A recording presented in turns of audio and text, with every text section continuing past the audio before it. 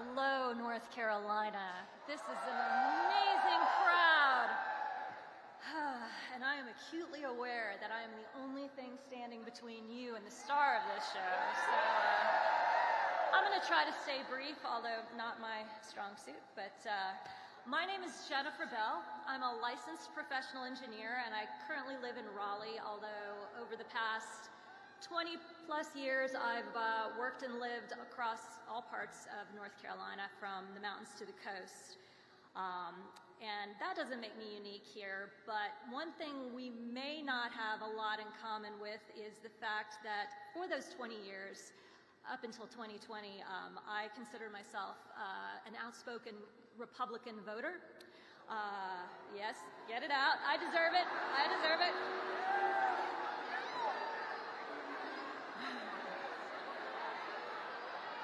That's right, that's right.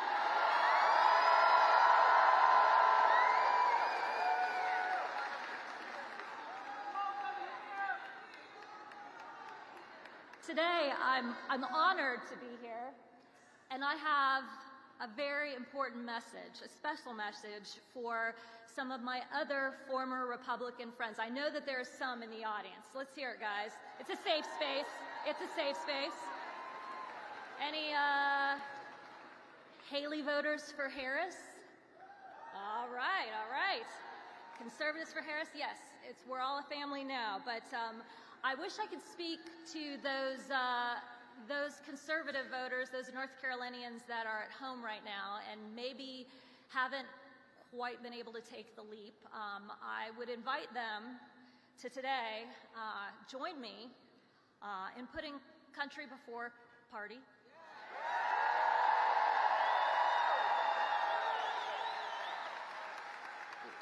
Let's put our principles before partisanship and stand up to support a leader who has shown unwavering dedication to bringing our country together.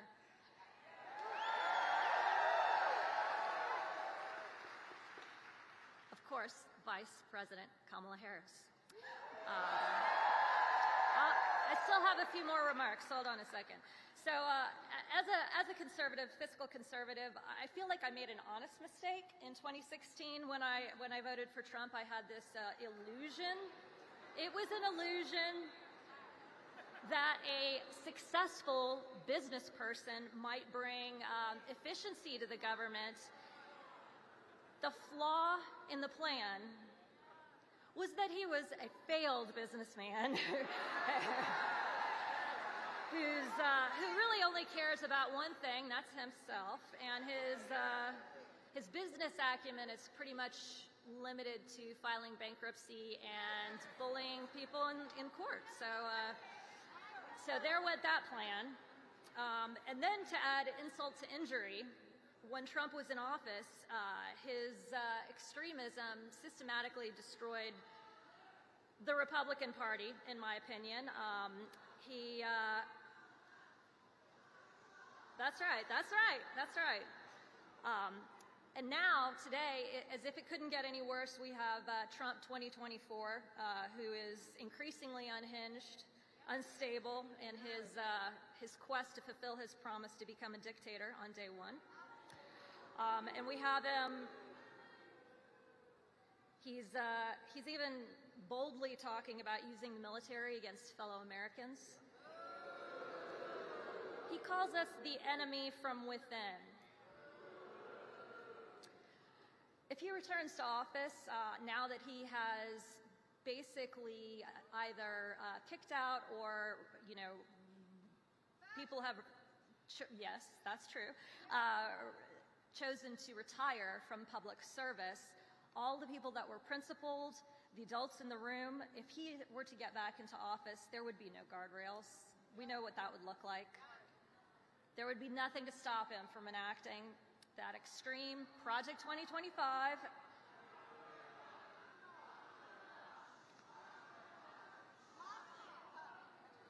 There is hope. There is hope, and you all know what that hope is.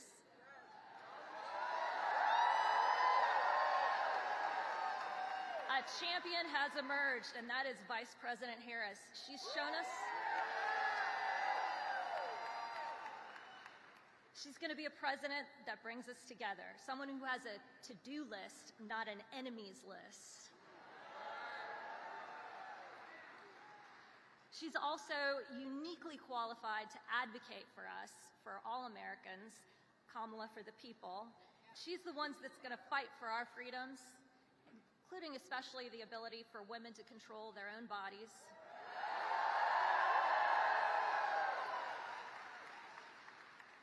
This is obviously something personal to all women and men in the fact that women's reproductive care. It's a very serious issue, and to me it's particularly personal. I have struggled with infertility and had a journey over the past 10 years.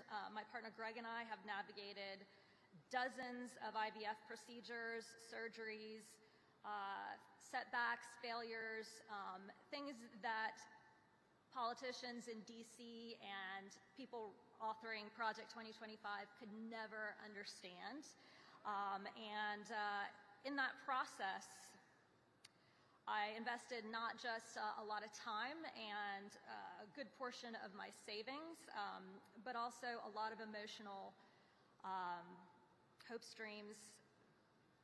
And in this process, I saw how legislative rules could really impact things unknowingly, like IVF and the availability of IVF. When Trump brags, he likes to brag that he is proudly the person responsible for overturning Roe and unleashing extreme abortion bans across the country. And if he is the father of IVF, and he is not, I know this because I would have seen him in some of those dozen surgeries.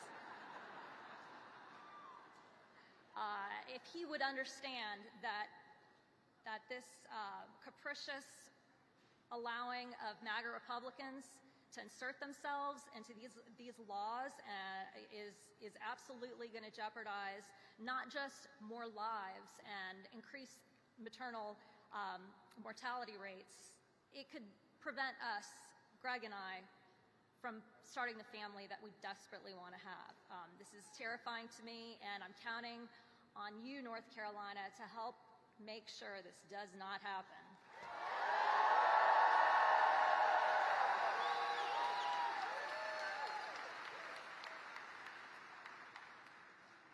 We know there's a clear choice in this election. It's obvious even to those people that still may identify as conservatives. If you believe in policy of any kind, you've got to be for Vice President Harris, because the other guy doesn't have policy. But she's fighting. She's fighting for a new way forward, and it's going to bring us back together. She's going to fight for our freedoms, protect our democracy, grow our economy, and ensure everyone has the chance to succeed. Early voting is going on right now, and if you haven't early voted, shame on you, but the polls are open until 7:30. But I would challenge you, that's right, you have till Saturday, but do it today. Why not? But I would call on, especially my former conservative friends, it's time to be proud of this choice. So make sure to tell people, I'm for Kamala. All right, so she's right back there, and she can hear you. So let's show her we're going to be the swing state that puts her over the top. I am so honored and privileged to have the opportunity to introduce her. And now, your next president of the United States, Kamala Harris.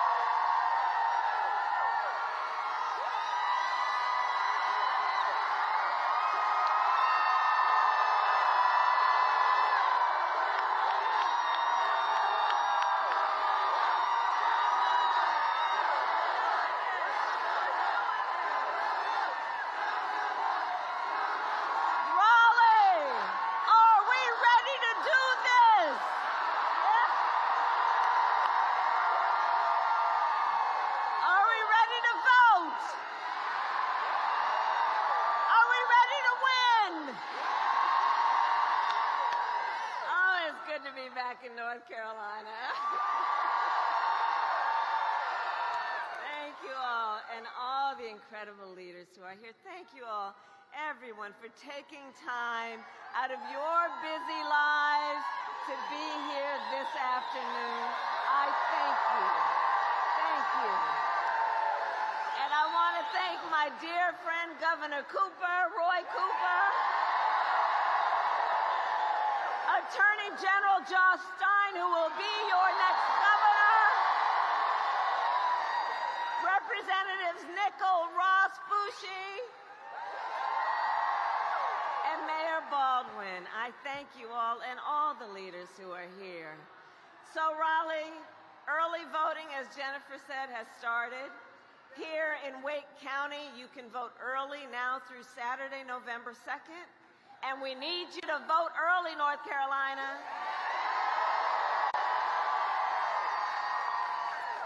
Because we have just 6 days left in one of the most consequential elections of our lifetime. And we have work to do.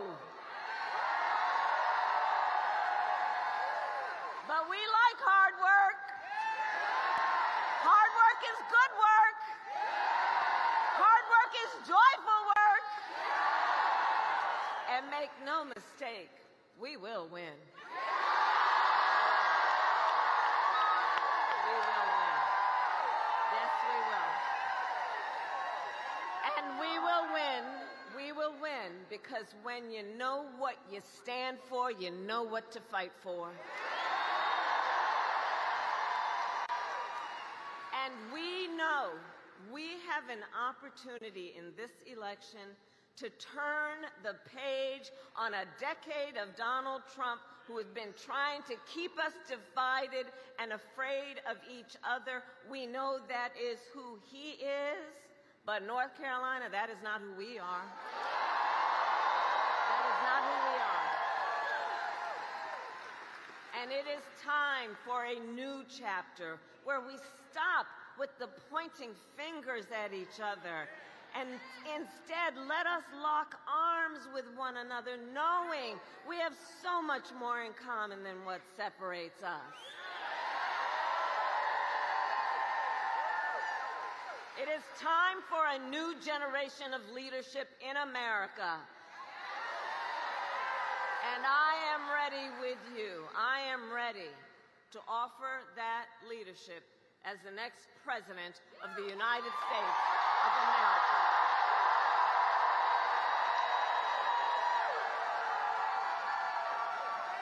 And North Carolina, you know, I've been here many, many times over the years, and you know this. I am not afraid of tough fights. For decades as a prosecutor and as the top law enforcement officer of our biggest state, I won fights against big banks that ripped off homeowners, against for-profit colleges that scammed veterans and students, against predators who abused women and children, against cartels that trafficked in guns and drugs and human beings. And if you give me the chance to fight on your behalf as president, there is nothing in the world that will stand in my way.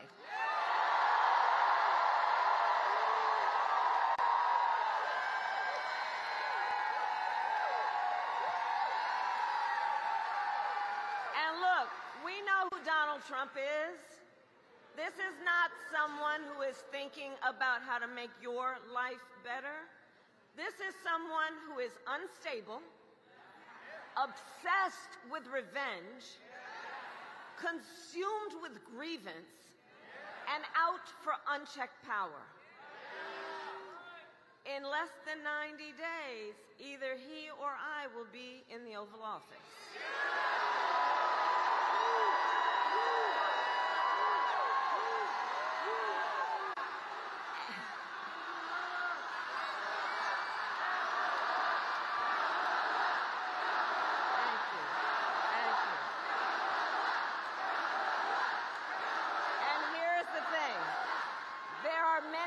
Differences between he and I, but I would say a major contrast is this. If he is elected on day one, Donald Trump will walk into that office with an enemies list. When I am elected, I will walk in with a to-do list full of priorities about what I will get done for you, the American people. And at the top of my list is bringing down your cost of living. That will be my focus every single day as president. I will give a middle-class tax cut to over 100 million Americans. Enact the first ever federal ban on price gouging on groceries. And fight to make sure that hardworking Americans can actually afford a place to live. And if you are caring for an elderly parent, my plan will cover the cost of home care under Medicare so that seniors can get the help and care they need to stay in their own homes. And my plan will lower the cost of child care, cut taxes for small businesses, and lower health care costs, because I believe health care should be a right and not just a privilege of those who can afford it.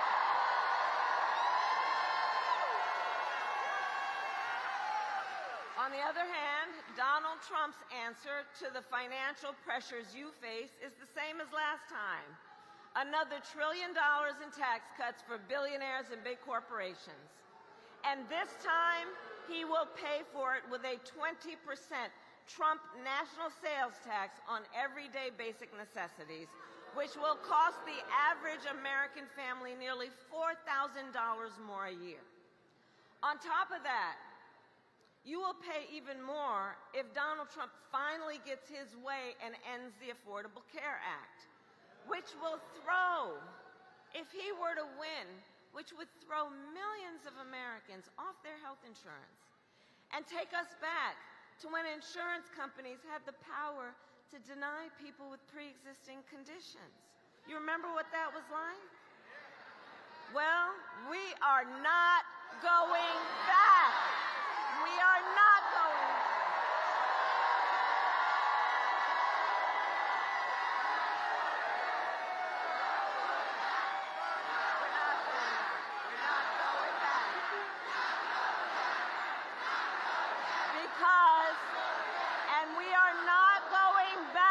Because ours is a fight for the future.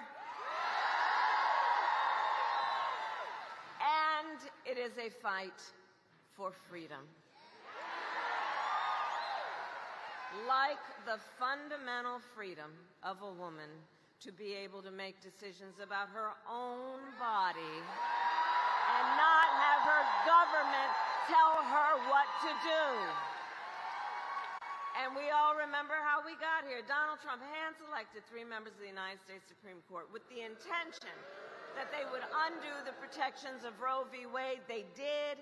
And now in America, 1 in 3 women lives in a state with a Trump abortion ban, including in North Carolina and every state in the South except Virginia.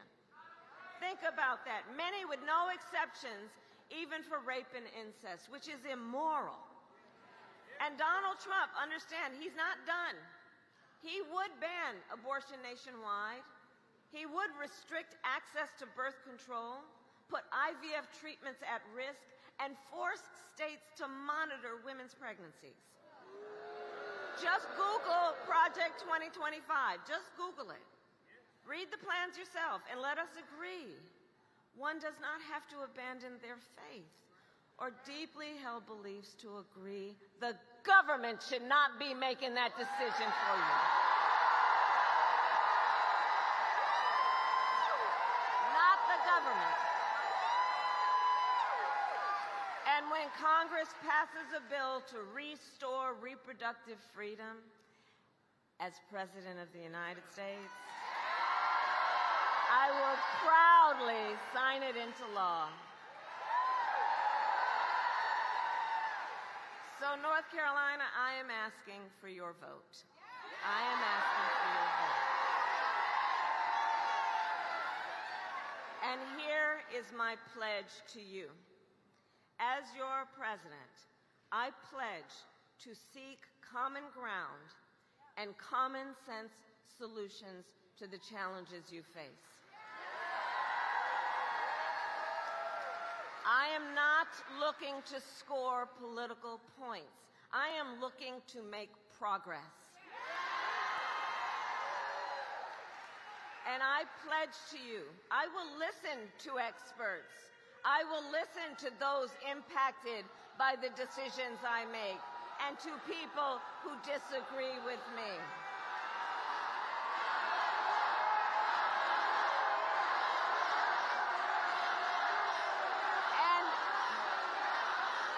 And importantly, and Raleigh,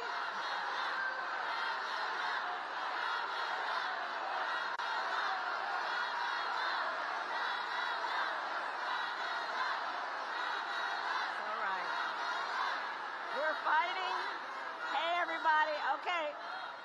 You know, see, this is the thing, because we know we're actually fighting for a democracy.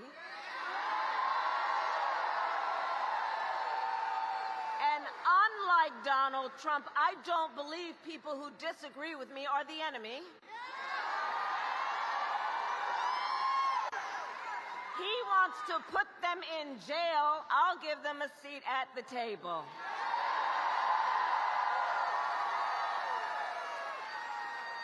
And I pledge to be a president for all Americans and to always put country above party and self. So North Carolina, it all comes down to this. We are here together because we love our country. That's why we are here. And when you love something, you fight for it. And I do believe it is one of the highest forms of patriotism to fight for the ideals of our country and to fight to realize the promise of America.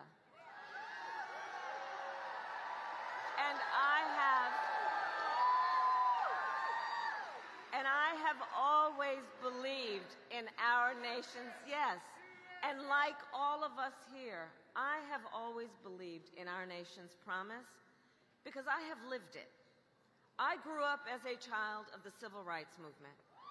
My parents would take me to marches when I was in a stroller, where people of every walk of life came together to fight for the ideals of freedom and opportunity. I've lived the promise of America.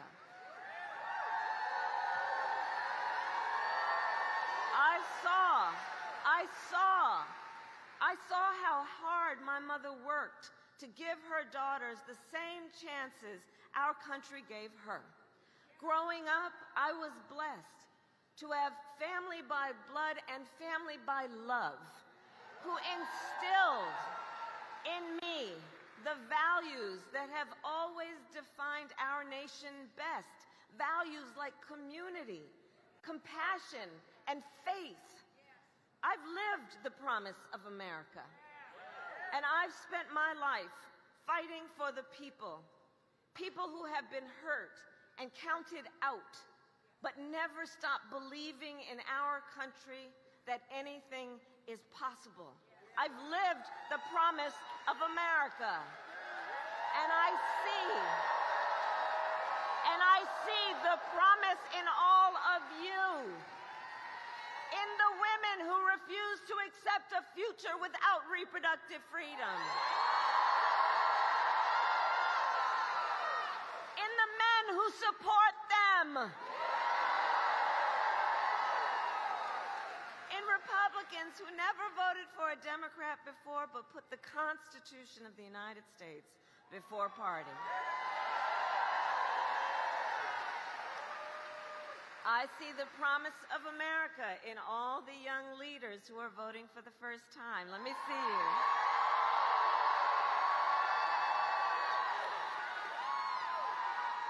I love you guys, because you are rightly impatient for change. young leaders, you've only known the climate crisis and are leading the charge to protect our planet and our future. You young leaders who grew up with active shooter drills, who are trying to keep our schools safe. You who have known fewer rights than your mothers and grandmothers and are standing up to fight for freedom, to make your own decisions about your own bodies. None of this for you young leaders is theoretical. This is not theoretical for you. It is not political for you. For our young leaders, this is your lived experience. And I see you, and I see your power. And I am so proud of you. Can we applaud all our first-time voters and young leaders who are here? Let's applaud them.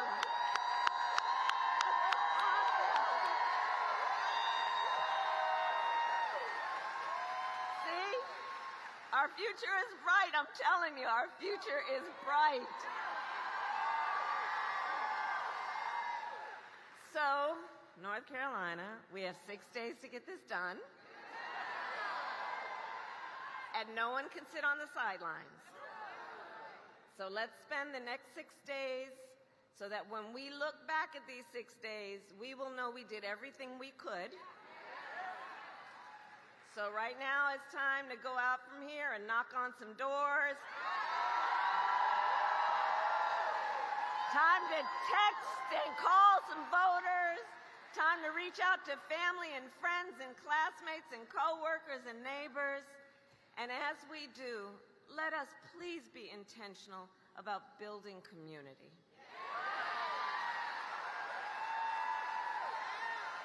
Let us please be intentional about building coalitions.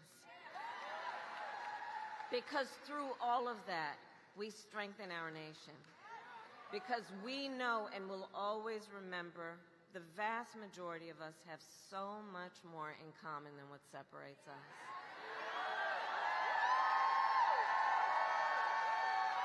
And we are all in this together. So remember, your vote is your voice, and your voice is your power.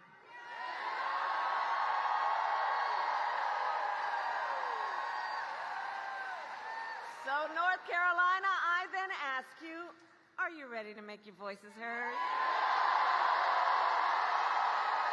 Do we believe in freedom? Do we believe in opportunity? Do we believe in the promise of America? And are we ready to fight for it? And when we fight, we win. God bless you, and God bless the United States of America.